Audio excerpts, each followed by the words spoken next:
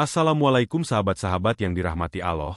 Hari ini saya akan menceritakan seorang pria yang suka menceritakan kekurangan dan keburukan orang lain. Akibatnya lidahnya memanjang ketika umroh.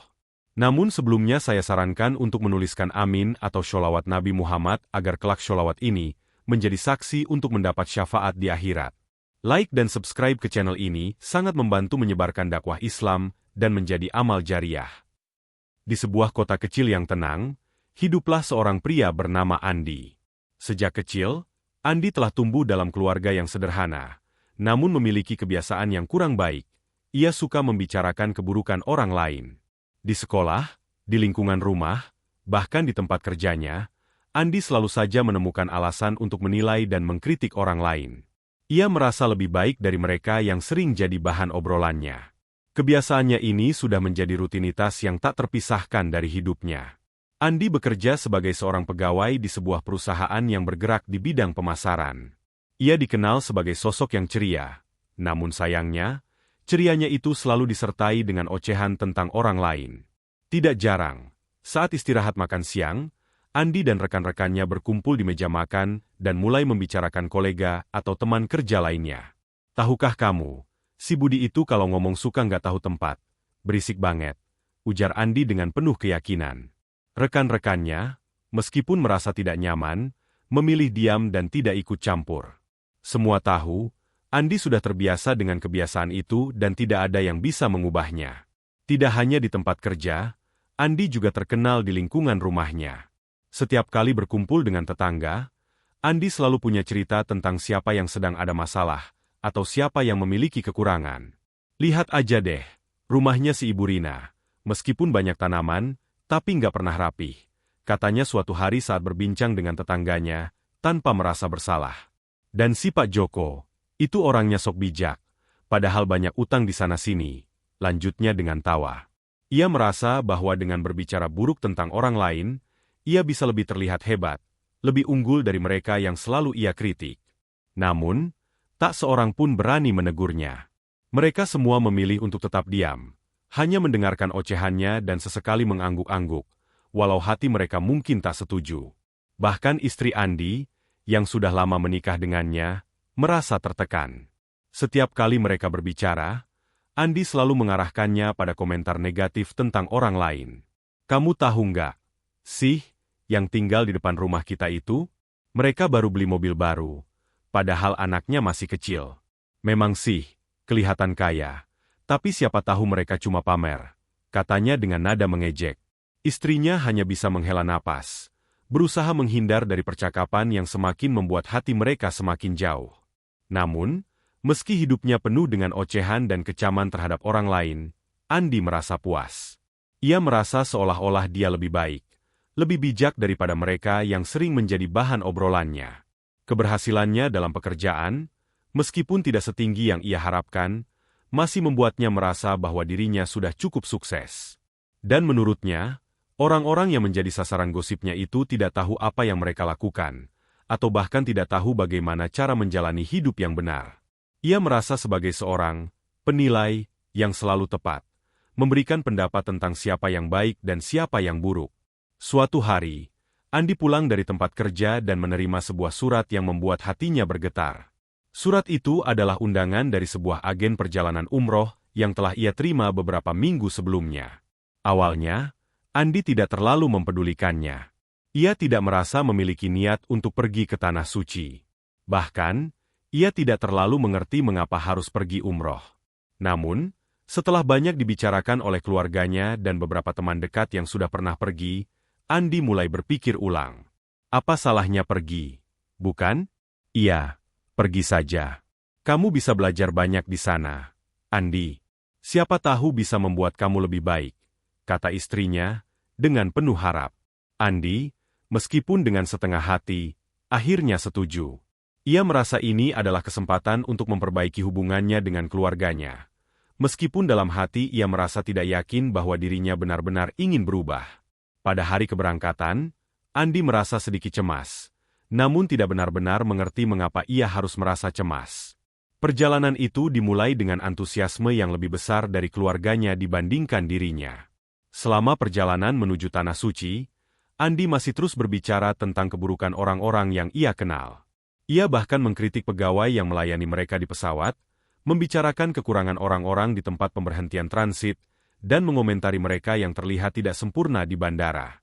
Saya heran, kenapa sih orang-orang ini tidak bisa rapi sedikit? Lihat tuh, baju yang dipakai, sudah dekil begitu, ucap Andi, sambil memandang seorang pria yang sedang berdiri di dekat pintu keluar. Perjalanan menuju Tanah Suci berjalan dengan lancar, dan akhirnya mereka tiba di Mekah. Di sana, Andi merasakan ketegangan yang berbeda. Ada sesuatu yang membuat hatinya sedikit tersentuh, meskipun ia tidak bisa mengungkapkannya. Mungkin itu karena tempat yang begitu suci, atau mungkin karena ia melihat begitu banyak orang yang begitu tulus berdoa, melakukan ibadah dengan penuh khusyuk. Namun, kebiasaan Andi untuk berbicara buruk tentang orang lain masih belum bisa ia hilangkan. Saat berada di Masjidil Haram, ia tetap saja berkomentar tentang orang-orang yang ada di sekitarnya, mencela mereka yang terlalu ramai, atau yang terlihat seperti mereka datang hanya untuk pamer. Lihat deh, mereka cuma foto-foto doang, nggak khusyuk, katanya pada istrinya yang sedang berdoa. Istrinya hanya diam, tidak mengucapkan sepatah kata pun. Di tengah-tengah keramaian Masjidil Haram, ketika Andi sedang berdiri di dekat salah satu tiang, ia merasa sesuatu yang aneh. Lidahnya terasa berat, dan seiring berjalannya waktu, semakin lama, lidahnya terasa semakin panjang. Andi yang terkejut segera mencoba berbicara, tetapi suaranya terdengar aneh dan terhambat. Ketika ia mencoba mengucapkan kata-kata biasa, lidahnya terus memanjang, seperti ada yang tidak beres dengan dirinya. Saat itu, Andi merasa ada sesuatu yang tidak bisa dijelaskan. Mungkin ini adalah sebuah peringatan atau hukuman, pikirnya. Namun, di dalam hati, ia masih belum sepenuhnya sadar bahwa ini adalah akibat dari kebiasaan buruknya selama ini. Setelah beberapa hari di Tanah Suci, Andi mulai merasa sesuatu yang tak biasa. Pada awalnya, ia menganggapnya hanya kelelahan setelah perjalanan panjang dan beribadah seharian. Namun, semakin lama, perasaan itu semakin kuat dan aneh. Lidahnya terasa semakin berat, dan ia mulai merasa seperti ada sesuatu yang aneh dengan tubuhnya. Ketika sedang duduk di salah satu sudut Masjidil Haram, Andi merasakan lidahnya seolah-olah memanjang sedikit demi sedikit. Ia menatap ke depan, mencoba berbicara, namun kata-kata yang keluar terasa terhambat dan tidak lancar. Awalnya, ia hanya menganggapnya sebagai kelelahan, atau mungkin karena cuaca panas yang membuat tubuhnya merasa tidak nyaman. Tetapi lama-kelamaan, perasaan ini semakin terasa nyata dan tidak bisa diabaikan lagi. Andi mencoba untuk berbicara kepada istrinya, namun lidahnya semakin sulit bergerak dengan normal. Setiap kali ia membuka mulut, lidahnya terasa semakin panjang, seperti ada sesuatu yang mencegahnya untuk berbicara dengan bebas. Andi merasa panik, namun ia berusaha tetap tenang. Ia tidak ingin menimbulkan kekhawatiran pada istrinya yang sedang berada di sampingnya. "Istriku, ada yang aneh dengan lidahku," Andi berkata dengan suara terengah-engah. Lidahnya terasa berat dan tak bisa dikendalikan. Istrinya menatapnya dengan khawatir. "Apa maksudmu, Andi? Kenapa lidahmu bisa terasa aneh?" tanya istrinya, cemas. Andi hanya bisa menggelengkan kepala, merasa bingung. Lidahnya kini sudah cukup panjang, hampir menyentuh dadanya, dan semakin sulit untuk berbicara dengan jelas. Ia merasa ada sesuatu yang mengganggu dirinya, sesuatu yang tidak bisa dijelaskan dengan kata-kata. Meskipun ia tidak mengerti apa yang sedang terjadi, ia merasa bahwa ini bukanlah hal yang biasa. Beberapa saat kemudian, Andi memutuskan untuk mengunjungi salah satu klinik kesehatan yang berada di sekitar Masjidil Haram. Ia berharap dapat menemukan jawaban yang memuaskan. Setibanya di klinik, ia duduk di ruang tunggu, merasa semakin gelisah. Setiap kali ia membuka mulut, lidahnya semakin panjang dan sulit dikendalikan. Andi mulai merasa terpojok oleh kondisinya yang semakin memburuk. Setelah beberapa waktu, seorang dokter datang untuk memeriksa Andi. "Apa yang bisa saya bantu, Tuan?" tanya dokter tersebut dengan ramah. Andi mencoba berbicara, namun kali ini suaranya terdengar seperti bisikan yang terputus-putus. Lidahnya semakin memanjang, dan Andi merasa seolah-olah lidahnya telah melampaui batas kemampuannya untuk mengendalikan diri. "Dokter, lidah saya memanjang," kata Andi dengan kesulitan. Dokter itu terlihat terkejut, Namun ia berusaha tetap tenang. Lidah Anda memanjang? Itu hal yang tidak biasa, Tuan. Saya akan melakukan pemeriksaan lebih lanjut, jawab dokter dengan cemas. Dokter itu kemudian memeriksa mulut Andi dan mengamati lidahnya dengan teliti. Seperti yang dikatakan Andi, lidahnya memang terlihat memanjang, lebih panjang dari yang seharusnya. Dokter itu mengernyitkan keningnya, berusaha memahami apa yang terjadi pada pasiennya. Ini sangat aneh, Tuan. Kami harus merujuk Anda ke rumah sakit untuk pemeriksaan lebih lanjut, katanya dengan suara rendah. Andi merasa semakin cemas. Ia tidak tahu apa yang sedang terjadi pada dirinya. Dalam benaknya, ia mulai berpikir bahwa ini mungkin adalah hukuman atau peringatan atas kebiasaannya yang selama ini suka membicarakan keburukan orang lain. Namun, ia masih belum yakin apakah itu benar-benar penyebab dari semua ini. Ia hanya merasa bingung dan takut dengan apa yang sedang terjadi. Setelah beberapa hari dirawat di rumah sakit, dokter akhirnya memberikan diagnosa yang mengejutkan. Andi diberitahu bahwa kondisi yang dialaminya tidak dapat dijelaskan dengan jelas oleh ilmu medis yang ada. Namun, ada satu hal yang dokter katakan yang membuat Andi terhenyak. Tuan, berdasarkan apa yang kami amati, kondisi ini tampaknya lebih terkait dengan masalah psikologis daripada masalah fisik. Kami menduga bahwa ini mungkin disebabkan oleh tekanan emosional yang telah Anda rasakan selama ini, kata dokter dengan hati-hati. Andi menatap dokter itu dengan bingung. Tekanan emosional? Apa maksudnya? Dok? Tanya Andi, tidak mengerti. Dokter itu menghela napas, mencoba menjelaskan lebih lanjut. Saya percaya Anda mengalami semacam respons fisik terhadap perasaan tertekan yang Anda pendam selama ini. Mungkin Anda tidak sepenuhnya menyadari betapa seringnya Anda mengkritik dan berbicara buruk tentang orang lain. Ada kemungkinan bahwa ini adalah bentuk manifestasi dari kebiasaan buruk Anda yang tidak disadari. Andi terdiam, merasa terkejut dan terkesan. Selama ini, ia memang selalu merasa lebih baik daripada orang lain. Ia tidak pernah berpikir bahwa kebiasaan mengkritik dan menggosipkan orang lain bisa berdampak buruk pada dirinya. Namun, kini ia mulai menyadari bahwa semuanya itu tidaklah sia-sia. Semua yang ia katakan tentang orang lain, setiap komentar buruk yang ia lemparkan, ternyata ada konsekuensinya.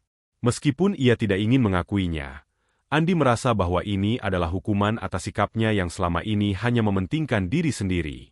Pada malam hari, Andi terjaga di kamarnya, merenung dengan penuh penyesalan. Ia teringat akan semua ucapan buruk yang telah ia lontarkan terhadap orang lain. Semua gosip yang pernah ia sebarkan, semua komentar negatif yang ia buat, seakan kembali menghantui dirinya. Dalam keheningan malam itu, Andi akhirnya sadar bahwa ia harus berubah. Ia harus menebus kesalahannya, dan ia tidak bisa terus-menerus hidup dalam kebohongan dan kebencian terhadap orang lain.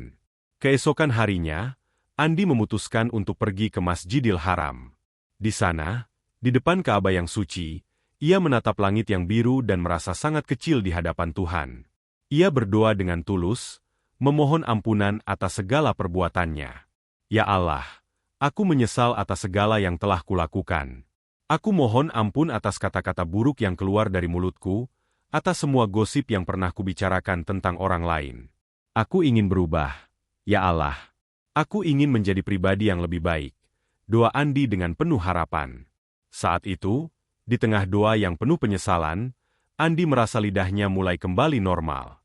Perlahan-lahan, lidahnya yang semula panjang kembali ke bentuk semula. Andi merasa lega dan sangat bersyukur. Ia merasa seolah-olah diberi kesempatan kedua oleh Allah untuk memperbaiki diri. Saat itu juga, ia berjanji untuk tidak lagi membicarakan keburukan orang lain dan fokus untuk memperbaiki dirinya sendiri. Perubahan ini, meskipun terasa sulit, telah menjadi titik balik dalam hidup Andi. Ia menyadari bahwa tidak ada yang lebih penting dalam hidup ini selain menjaga lisan dan menghargai orang lain. Dengan tekad yang baru, Andi melanjutkan perjalanan umrohnya, tetapi kali ini dengan hati yang lebih ringan dan penuh rasa syukur. Setelah beberapa hari berada di Tanah Suci, Andi merasa bahwa perjalanan umrohnya kali ini bukan hanya sekadar perjalanan spiritual, tetapi juga perjalanan yang membuka mata hatinya. Ia merasa seolah-olah dibersihkan dari semua dosa dan kebiasaan buruk yang selama ini ia lakukan. Perasaan lega dan harapan baru menghantui pikirannya. Lidahnya yang semula memanjang kini kembali normal, dan itu membuatnya merasa seperti diberi kesempatan kedua untuk memperbaiki hidupnya. Namun, meskipun Andi merasa adanya perubahan dalam dirinya, ia tahu bahwa perjalanan ini bukanlah akhir. Itu baru saja dimulai. Di tengah keramaian Masjidil Haram, ia berdiri dengan hati yang lebih ringan. Ia tahu bahwa untuk benar-benar berubah, ia harus berusaha keras.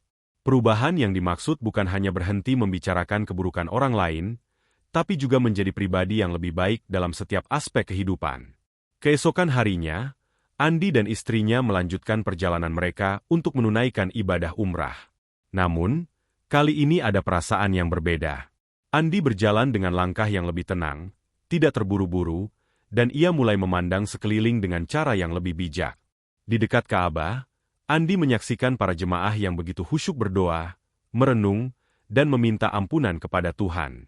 Ia melihat mereka dengan pandangan yang berbeda, bukan lagi sebagai orang-orang asing yang hanya ada di sekitarnya, tetapi sebagai sesama umat yang memiliki tujuan yang sama. Mereka datang dari berbagai penjuru dunia, membawa harapan dan doa yang sama, berharap untuk diberi petunjuk dan kekuatan. Disinilah Andi mulai menyadari betapa kecilnya ia dibandingkan dengan dunia yang luas ini. Betapa banyak orang yang memiliki kesulitan yang lebih besar, yang berjuang dalam hidup dengan penuh pengorbanan. Semua hal yang selama ini ia anggap penting, rumah mewah, pekerjaan yang menuntut kesempurnaan, atau komentar-komentar buruk tentang orang lain, seakan-akan sirna begitu saja saat ia berdiri di hadapan Ka'bah. Itu adalah tempat yang begitu suci, dan Andi merasa seolah-olah ia bisa merasakan kedamaian yang datang dari dalam hatinya. Istrinya, yang selalu mendukungnya selama perjalanan, mulai menyadari perubahan yang ada pada suaminya. Andi yang dulu suka mencela, kini menjadi lebih diam dan merenung. Setiap kali mereka berdoa, Andi tampak lebih khusyuk, dan setiap kali mereka berbicara, ia tidak lagi membicarakan keburukan orang lain. Istrinya merasa lega melihat perubahan itu, meskipun ia tahu bahwa perubahan sejati hanya bisa datang dari dalam diri Andi sendiri. Pada suatu malam, setelah selesai melaksanakan ibadah, Andi duduk di luar Masjidil Haram, menatap langit yang cerah. Ia merasakan kedamaian yang tak bisa dijelaskan dengan kata-kata. Hatinya terasa tenang, bebas dari segala kecemasan dan kebencian yang dulu selalu ada di pikirannya. Disinilah Andi mulai menyadari bahwa perjalanan spiritualnya ini lebih dari sekadar beribadah. Ini adalah perjalanan untuk menemukan kedamaian dalam diri sendiri, untuk mengenal siapa dirinya yang sesungguhnya, dan untuk membuang semua beban masa lalu yang selama ini membelenggunya.